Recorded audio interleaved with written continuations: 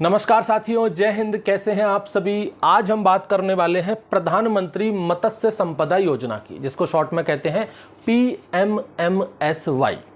क्या है ये योजना, क्या क्वेश्चन यहाँ से आ सकते हैं, किस तरह की डाटा है इसके अंदर, वो सारी बातें अपन चर्चा कर लेते हैं। आप सभी लोगों ने एक नाम सुना होगा, फिश फार्मिंग, मछली पालन, फिश फार्मिंग।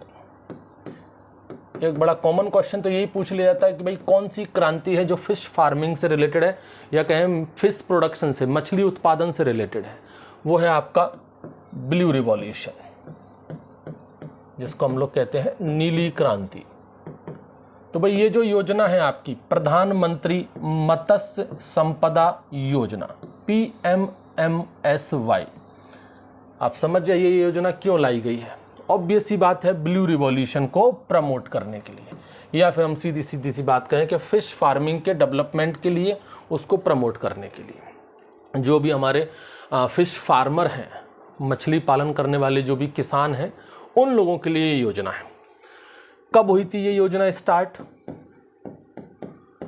सितंबर 2020 में। एग्जैक्ट डेट की अगर हम बात करें तो 10 सितंबर 2020 में ये योजना शुरू हो गई थी। अच्छा, ये योजना जब शुरू की गई तो इसका कुछ इन्वेस्टमेंट भी रखा गया होगा। भाई योजना फ्री में नहीं होती, कुछ ना कुछ पैसे तो दिए जाते हैं।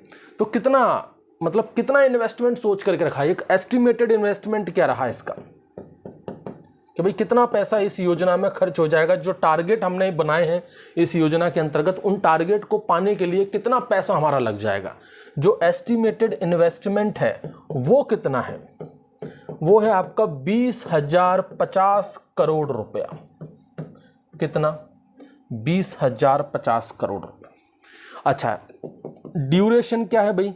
ये योजना शुरू हो गई तो क्या जिंदगी भर के लिए है? नहीं, ये अभी फिलहाल 5 सालों के लिए शुरू की गई है। मतलब 2021 से लेकर के 2025 तक, क्योंकि सितंबर 2020 में तो शुरू हुई है, तो टारगेट इसका 21 से लेकर के 25 तक रखा गया है।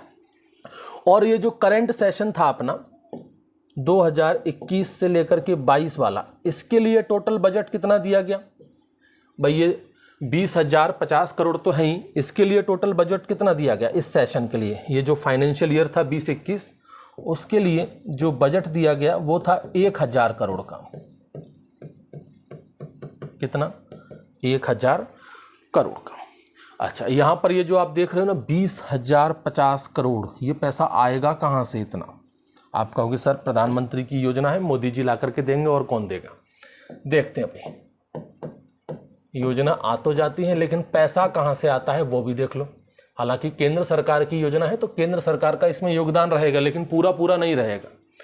इस 20,050 करोड़ में से सेंटर कितना देगी, जो स्टेट हैं, जो राज्य हैं, वो कितना देंगे, और खुद बेनिफिशियरी जो किसान भाई हैं वो कितना देंगे? 9,407 करोड़ रुपया, 9,407 करोड़, इतना का योगदान कौन देगा भाई? Central government. ये पैसा तो देगा सेंट्रल गवर्नमेंट, ठीक है। 4,880 करोड़, यानी कि 4,080 करोड़ रुपया, ये आएगा भाई आपका स्टेट गवर्नमेंट से।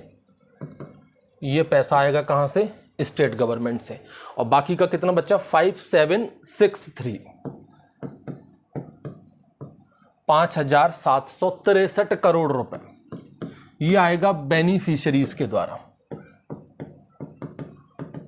अब आप कहोगे सर बेनिफिशियरीज कौन? बेनिफिशियरीज मतलब हम लोग, आप लोग। भाई किसी को भी फिश फार्मिंग से रिलेटेड कोई भी प्रोजेक्ट सूझ रहा है और उसको प्रोजेक्ट शुरू करना है, तो उसके लिए पैसों की जरूरत पड़ेगी, तो वो इस योजना का लाभ ले सकता है। तो उसको भी खुद अपना पैसा लगाना पड़ेगा थोड़ा बहुत। ऐसा नहीं है कि भाई पूरा की पूरा पैसा गवर्नमेंट ही दे देगी। भले ही वो प्रधानमंत्री वाली योजना है तो पूरा पैसा आपको मोदी जी ला करके नहीं देंगे, आपको भी अपना पैसा लगाना पड़ेगा। तो जो हम अपना पैसा लगाएंगे वो ये है। इस तरह से टारगेट बनाया है कि भाई जो भी हमने इस योजना के अंतर्गत सोचा है कि ये टारगेट हम अचीव कर लेंगे, उसमें लगभग इतना पैसा खर्च हो जाएगा। ये एस्टिमेटेड इन्वेस्टमेंट है अपना। तो ऐसा क्या सोच रखा है भाई कि इतना पैसा खर्च हो जाएगा? वो टारगेट क्या क्या है, वो टारगेट देख लीजिए। क्या है इस योजना के टारगेट, जो कि 2021 से लेकर के 2025 तक हमको लेना है। भाई 25 तक, क्योंकि 5 साल की योजना है और 20,050 करोड़ खर्च करना है। इस योजना में, तो हमें कौन कौन सी चीज़ें अचीव करनी है। नंबर 1 से देख लेते हैं। सबसे पहला तो है भाई फिश प्रोडक्शन और प्रोडक्टिविटी को हमें बढ़ाना है, टू इंक्रीज फिश प्रोडक्शन। जो फिश प्रोडक्शन है और जो प्रोडक्टिविटी है वो हमको बढ़ाना है। कितनी बढ़ाना है, कुछ वजह होगी ना कुछ डाटा तो होगा, तो वो हमको बढ़ाना है एनुअल ग्रोथ रेट 9% के हिसाब से।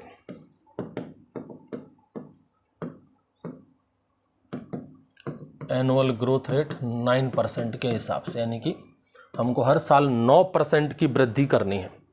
यहाँ पर अगर मैं बात करूँ एक टारगेट की, तो भाई प्रेजेंट में अभी 2018-19 का जो डाटा है उसके अकॉर्डिंग अगर हम बात करें तो 13.17 मिलियन मैट्रिक टन इतना प्रोडक्शन रिकॉर्ड किया गया है 2018-19 में। अब यहाँ पर हमारा टारगेट क्या है कि भाई 2025 तक ये प्रोडक्शन कितना पहुँच जाए, 22 मिलियन मैट्रिक टन तक। ये हमारा टारगेट है प्रोडक्शन को लेकर के। भाई 18-19 में इतना रिकॉर्ड किया गया था और हम चाहते हैं कि 2025 में यहाँ तक पहुँच जाए, हम लोग 22 मिलियन टन तक पहुँच जाए। इसके अलावा और बात करें भाई, यहाँ से काफ़ी सारा एम्प्लॉयमेंट अगर हम बात करें तो लगभग 55 लाख डायरेक्ट और इनडायरेक्ट एम्प्लॉयमेंट यहाँ से हमको लेना है। डायरेक्ट और इनडायरेक्ट एम्प्लॉयमेंट। अब ये एम्प्लॉयमेंट का नाम सुन करके तो बच्चे गुस्सा हो जाते हैं तो ये किताबों में चलता है, ठीक है। कई बार ये एम्प्लॉयमेंट का पूछ करके आप खुद एम्प्लॉयमेंट के लिए तलाश रहे हो और आपसे ही ऐसे एम्प्लॉयमेंट वाले क्वेश्चन पूछे जा सकते हैं। तो एक तो ये है भाई। इसके अलावा GBA आपने सुना हुआ है। GBA क्या होता है भाई, GBA gross value added, gross value added. तो ऐसे ही हमारा एग्रीकल्चर का GBA होता है। कौन सा, एग्रीकल्चर का, एग्रीकल्चर का भी GBA होता है। तो भाई इस एग्रीकल्चर के GBA में अलग अलग योगदान होते हैं। हॉर्टिकल्चर का अलग योगदान होगा और जो हमारा फिशरीज सेक्टर है उसका भी अपना योगदान है। अभी अगर हम प्रेजेंट में बात करें तो इसका जो योगदान है वो है लगभग 7.28%। हम चाहते हैं कि भाई ये जो योजना है हमारी PMMSY, प्रधानमंत्री मत्स्य संपदा योजना, इस योजना की मदद से हम ये जो योगदान है 7.28%, इसको 9% तक ले आए। कब तक, 2025 तक। यानी कि एग्रीकल्चर GBA में, एग्रीकल्चर ग्रॉस वैल्यू एडेड में फिशरी सेक्टर का जो योगदान अभी 7.28% है, उसको हम लोग 9% तक ले आए, ठीक है। और देखो भाई और क्या टारगेट है इसके। अब नंबर नहीं डाल रहे, हमने पहला 1 से शुरू किया था, कोई बात नहीं है। यहाँ पर हमको जो फिश फार्मर हैं उनकी इनकम डबल करनी है, या कहें भाई to double the income of farmer, to double the income of farmer. Farmer की हमको बेसिकली कौन से फार्मर, जो फिश फार्मर है उनकी बात हो रही है। ये लाइन लिखने में कितनी अच्छी लगती है कि भाई फार्मर की इनकम डबल कर दो। तो टारगेट है, लिखना तो पड़ेगा भाई, डबल करना है हमको फिश फार्मर की इनकम। कब तक, अब वो बार बार क्या लिखना है उसको, वही 2024-25 तक। इसके अलावा यहाँ पर हमको एक्सपोर्ट अर्निंग भी बढ़ानी है, उसको भी डबल करना है, to double the export earning. जितनी मछलियां हम अभी अपने देश से, मछली सिर्फ मछलियों की बात नहीं हो रही यहाँ पर, फिश फार्म मतलब एक्वाकल्चर से रिलेटेड जो भी चीज़ें हम एक्सपोर्ट कर रहे हैं वो भी हमको डबल करना है। एक्सपोर्ट अर्निंग भी हमें डबल करनी है। अभी जैसे प्रेजेंट में हम बात करें 46,589, ये कैसी तो हिंदी है भाई, आजकल की ना समस्या भी यही है, टीचर हो चाहे स्टूडेंट, हिंदी सबकी मिक्स और इंग्लिश भी मिक्स हो गई है, इंग्लिश टाइप का बन गया है। 46,589 करोड़ रुपए, ये अभी अपना एक्सपोर्ट अर्निंग है। ये 2018-19 का डाटा है और हमको अचीव कितना करना है, हमको इसको ले जाना है लगभग डबल ही करना है, लगभग 1 लाख करोड़ तक हमको इसे ले जाना है। 1 लाख करोड़ तक ले जाना है 2025 तक। यानी कि लगभग हमें जो एक्सपोर्ट अर्निंग है, जो हम लोग बाहर भेज रहे हैं, दूसरी कंट्रियों में भेज रहे हैं, वो भी हमको डबल करनी है। 40,000 मतलब एक तरह से मान लीजिए भाई इतना बड़ा अमाउंट में फिर 1-2 करोड़ नहीं गिने जाते, तो लगभग हमको 1 लाख करोड़ तक पहुंचना है, इसको भी हमें डबल करना है। इसके अलावा यहाँ पर एक, अच्छा वो प्रोडक्टिविटी वाला नहीं बताया ना हमने सिर्फ प्रोडक्शन के ऊपर डिस्कशन कर लिया, प्रोडक्टिविटी भी तो बढ़ानी है। तो चलो प्रोडक्टिविटी यहाँ देख लेते हैं। यहाँ पर हमको प्रोडक्टिविटी बढ़ानी है पर हेक्टेयर के हिसाब से। तो प्रोडक्टिविटी जो है वो अभी की अगर हम बात करें तो ऑन एन एवरेज 3 टन है पर हेक्टेयर, वो हमको बढ़ा करके 5 टन पर हेक्टेयर करनी है। 20,000 50 करोड़ खर्च कर रहे हो भाई, टारगेट तो बना के चलना पड़ेगा ना। इसके अलावा पोस्ट हार्वेस्ट जो लॉस हैं वो हमको कम करने हैं, to reduce the post harvest loss. जो पोस्ट हार्वेस्ट लॉस है वो हमको कम करने हैं। अभी की अगर हम बात करें तो लगभग 20 से 25% पोस्ट हार्वेस्ट लॉस हो जाता है, हमें इसे घटा करके 10% तक लाना है। ठीक है, आप कहोगे सर 10 क्यों, 0 क्यों नहीं बोला आपने? 0% के लाने के चक्कर में फिर वो भी नहीं हो पाएगा। तो एक छोटे छोटे टारगेट बनाओ, इन्होंने भी छोटे बनाया कि 20-25% जो लॉस हो रहा है उसको घटा करके 10% तक लेकर के आओ। इसके अलावा यहाँ पर हमको जो पर कैपिटा कंजप्शन है, जो डोमेस्टिक फिश कंजप्शन है, हमने बाहर भेज लिया, सब कर लिया, अब कंजप्शन भी तो बढ़ाना पड़ेगा, लोगों के अंदर डिमांड बढ़ाओ। यहाँ पर क्या करना है भाई, हमको इंक्रीज करना है डोमेस्टिक फिश कंजप्शन। अब ये कैसे करोगे? क्या ज़बरदस्ती लोगों को नॉन वेज बनाओगे? क्या ज़बरदस्ती लोगों को मांसाहारी बनाओगे कि वेजिटेरियन हमको नहीं खानी मछली? तो भाई जो लोग खा रहे हैं उन्हीं को और बढ़ाओगे, जो लोग कम खा रहे हैं उनको ज़्यादा दो। अब तो यहाँ पर अभी अगर हम बात करें तो नॉर्मली अपना अभी 5 to 6 kg पर कैपिटा है। जो डोमेस्टिक फिश कंजप्शन है वो लगभग कितना है अपने इंडिया में? अभी 5 से 6 किलो पर कैपिटा है ये। इसको हमें बढ़ाना है कहाँ तक? 12 तक, 12 kg पर कैपिटा। ये रोज का डाटा नहीं है, ध्यान रखना, रोज इतनी नहीं खाता ये 5 से 6 kg पर कैपिटा से हमें सीधे 12 kg पर कैपिटा तक पहुंचना है। जब फिश कंजप्शन बढ़ेगा पर कैपिटा के हिसाब से तो उसकी डिमांड भी बढ़ेगी। इतनी बातें समझ आ गई। अब यहाँ पर कुछ और बातें देखो प्रोजेक्ट कॉस्ट को लेकर के। भाई जो भी आप प्रोजेक्ट लगाने वाले हो उसमें आपको क्या फ़ायदा मिलेगा, क्या आपको सब्सिडी मिलेगी, कितना फ़ायदा आपको मिलने वाला है, उस चीज़ से देखो। तो प्रोजेक्ट कॉस्ट के हिसाब से आप इसको ऐसा समझ सकते हो कि भाई ये जो आपका प्रधानमंत्री मत्स्य संपदा योजना है, इसके 2 कंपोनेंट हैं। कितने कंपोनेंट है भाई? इसके 2 कंपोनेंट। एक तो है आपका सेंट्रली या फिर कह सकते हैं सेंट्रल सेक्टर स्कीम। एक तो है सेंट्रल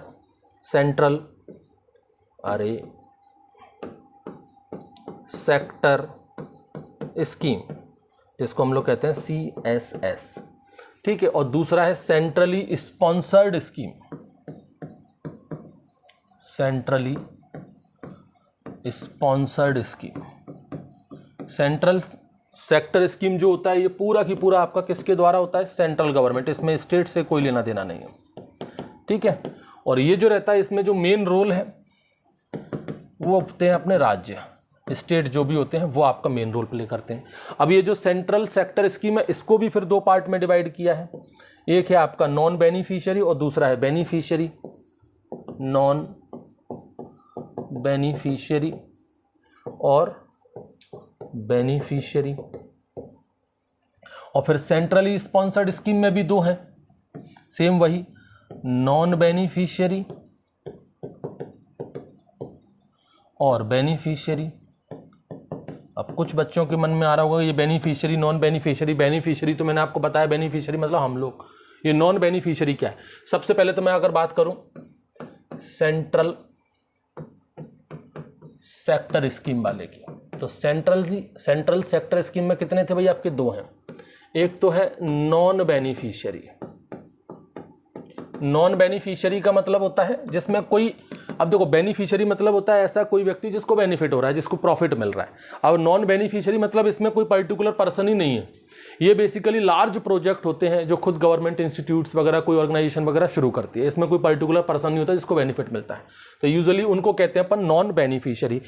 अगर वो सेंट्रल सेक्टर स्कीम के तहत कोई प्रोजेक्ट शुरू करता है और नॉन बेनिफिशियरी है तो यहाँ पर 100% 100% जो फंड है वो आपका सेंट्रल गवर्नमेंट देगी।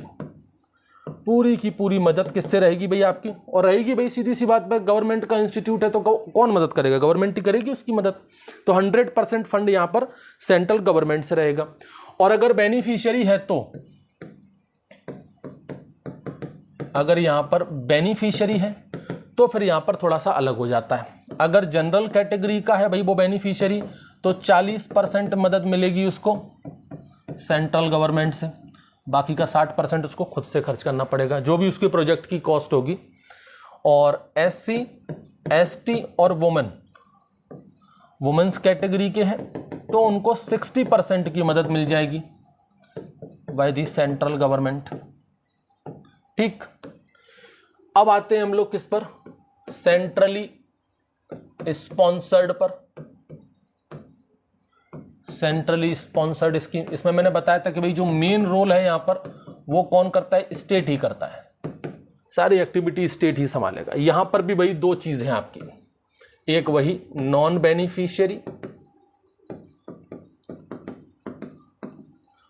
बेनिफिशियरी और दूसरा है बेनिफिशियरी। ठीक है, यहां पर जो भी आपका प्रोजेक्ट कॉस्ट होगा, जैसे नॉन बेनिफिशियरी की अगर हम बात करें तो सेम वही चीज होगी, इसमें भी कोई बेनिफिशियरी नहीं है, लेकिन यहां पर जो भी प्रोजेक्ट कॉस्ट होगी ना वो स्टेट सेंट्रल गवर्नमेंट के साथ शेयर कर लेगा। जैसे कि यहां पर अगर हम बात करें तो 60 और 40 का है, 60-40 का है, ये 60 मतलब ऐसे लिख लें इसको, एक तरफ लिख लें सेंट्रल और एक तरफ लिख लें स्टेट। ठीक है, तो यहां पर 60-40 का रेशो रहेगा सभी स्टेट्स के लिए, जिसमें से अगर हम बात करें अपने जो भी नॉर्थ ईस्ट स्टेट है, नॉर्थ ईस्ट और हिमालयन स्टेट जो है उनके लिए अगर हम बात करें तो ये थोड़ा सा अलग है, उसके लिए है ये 90-10। ठीक है, इसमें स्टेट का कंट्रीब्यूशन जरूरी है, जबकि वो सेंट्रली सेक्टर वाले में नॉन बेनिफिशियरी 100% सेंट्रली कर रहा था, ये सेंट्रली स्पॉन्सर्ड है इसलिए इसमें स्टेट का इन्वॉल्वमेंट जरूर रहेगा। जिस भी स्टेट में है वो स्टेट देगा, अदर स्टेट्स में 40 देगा, और नॉर्थ ईस्ट स्टेट और हिमालयन स्टेट है तो वो 10% देगा, बाकी का centre north east Himalayan state के केस में 90% और अदर स्टेट के केस में 60%। और जो यूनियन टेरिटरीज हैं उनके केस में बात करें तो 100% आपका सेंट्रल गवर्नमेंट ही देगा। इसको यहां ना लिख करके, एक मिनट, 100%, ये 0 हो जाएगा, तो यहाँ पर 100% आपका सेंट्रल ही देना है यूनियन टेरिटरी के केस में। और बेनिफिशियरी में सेम टू सेम वही रहेगा, यहाँ पर 40% रहेगा जनरल कैटेगरी वालों के लिए। ठीक है, और ये पूरा की पूरा ये जो है आपका स्टेट ही करने वाला है। ठीक है, और बाकी का 60% आपका वो खुद करेगा बेनिफिशियरी, और 60% मदद मिलेगी आपको SC, ST और वुमेन्स कैटेगरी के लिए। इतनी बातें हैं इस प्रधानमंत्री मत्स्य संपदा योजना को लेकर के, जिन्हें आपको याद रखना है, आपके एग्जाम के हिसाब से ये ज़रूरी है। Thank you.